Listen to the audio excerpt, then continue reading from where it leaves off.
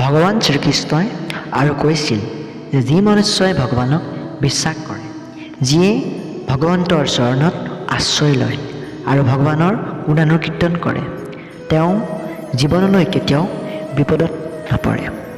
ভগৱান শ্ৰীকৃষ্ণই কৈছিল যে এনে কোনো লোক নাই যাৰ জীৱনলৈ বিপদ অহা নাই।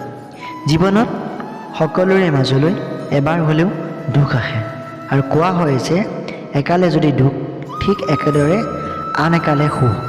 মানুহৰ জীৱনলৈ যেনেদৰে সুখ আহে, ঠিক তেনেদৰে দুখো আহে।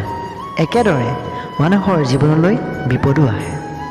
স্বয়ং ভগৱানে যেতিয়া মানুহৰূপে পৃথিৱীত জন্মগ্ৰহণ কৰিছিল, তেতিয়া ভগৱানে বাৰম্বাৰ নানান বিপদৰ সন্মুখীন হৈছিল।